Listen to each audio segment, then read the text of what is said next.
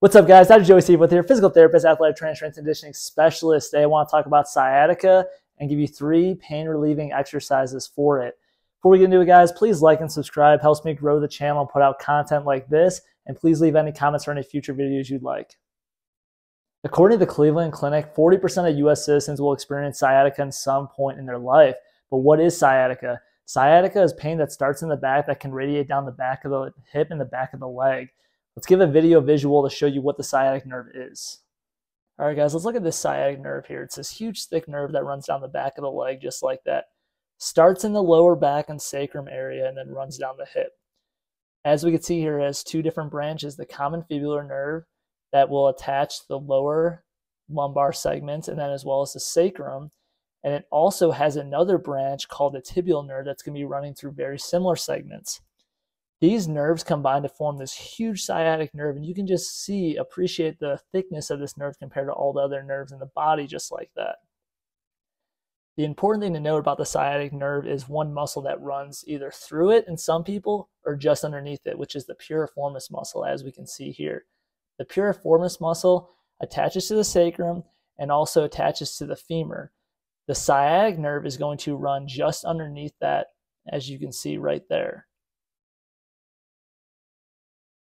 One cool thing to note, guys, as we take away all these muscles, just appreciate how many nerves are in the body and how important the nervous system is in like daily functions that we do.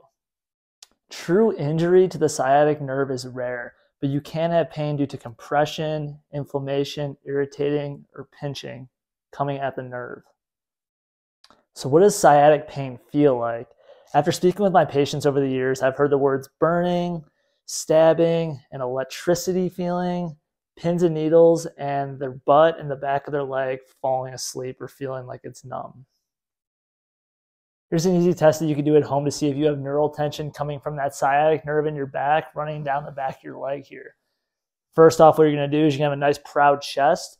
You're going to pick one leg. I'm going to do my left leg. I'm going to straighten out my foot, bringing my toes up towards my nose, and I'm going to straighten out my leg. I'm going to see what I'm feeling here. Right now, I'm feeling a little bit of tightness down the back of my leg. And then I'm going to switch. I'm going to do the same thing on the other side. Bring my toes up towards my nose, then extend my leg. A little bit on this side as well. All right. If you're not having pain, this is the next step. You're going to flex your chin down and shoulders, basically go into a bad posture. So I'm coming just like this. Same thing. I'm going to straighten out my left foot, kick it out.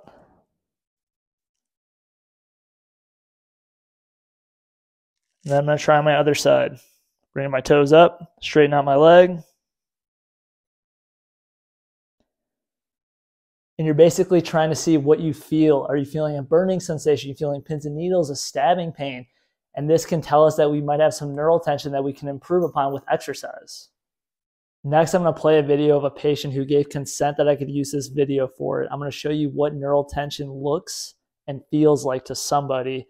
I want you to pay attention to the impact of flexing his neck does on making his symptoms worse, and then bringing his head up and taking away the symptoms. I am not saying that flexing the neck is bad by any means. In his situation, though, him flexing his neck brought on symptoms. That just means that we need to back off, work through the motion, and then we will add the neck back in at a later date. Flex the neck down. Good. Let's do right side. Good. Anything? Okay. Left side. I feel it running on the outside. Okay. Back down. Okay. Try one more time on that left side. Yeah, it like comes down here through the... Okay. Good. And then lift your head up. Good. Now try it again on your left side and see if it's there. It goes away. It's like barely there. Okay. Good. So now let's get into 3 beginning level exercises for sciatic pain. First up, neural flossing. What we're going to do is we're going to take a seat on a bench, chair, bed. This is going to be similar to the testing position that we just went over. What I'm going to do now is I'm going to do 3 steps here. Step 1, I'm going to extend my foot and my toes up towards my nose. Step 2, I'm going to straighten out my leg. Step 3, as I'm straightening out my leg, I'm going to tilt my head back. And then I'm just going to reverse the process, coming back down and then flexing my chin down towards my chest. Same thing, toes up, straighten out the knee, extend the head back. Just like that. We want a nice proud chest for this one, guys. The important thing is you do not want to push into pain. If I am having pain as I am doing this, I am going too high. I need to stop about here and just work through that motion. That is completely fine. Starting out with 10 to 15 reps at a time is great. The important thing is you should feel better after this exercise. If it feels worse, you either stretched it too far or did too many reps.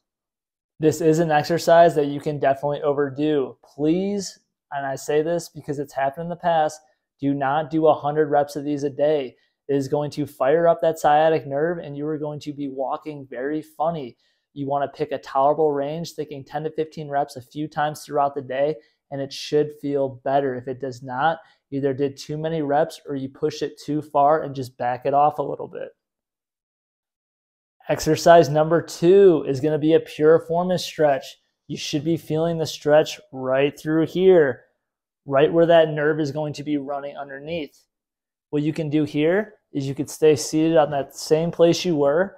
You can cross one leg over, slowly drop the chest until you feel a stretch, breathing in and out and kind of rocking in and out nice and slow here. Once again, it should feel better after you do this. My personal favorite way is to lay on your back to stretch it. So what I will do, I will lay on my back. I'm going to cross my left over my right, come up. You might feel a stretch just like this. That's fine.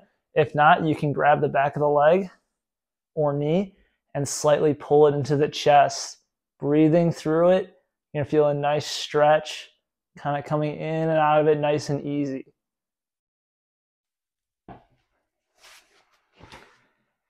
"45 seconds to a minute should be good on each side. You could space that out throughout the day. The important thing is if you're going to go for a walk or be active, these exercises are key to do them before. Exercise number 3 is going to be a good morning. So what you can do, you can have your feet shoulder width apart. I'll show you from the side to start. I'm going to fold my hands here. I can put them on top of my head. I'm going to push my butt back and drop my chest, just like that. Come back up. You're going to feel that whole posterior chain right here getting stretched out and feeling great. Just like that. That's too hard.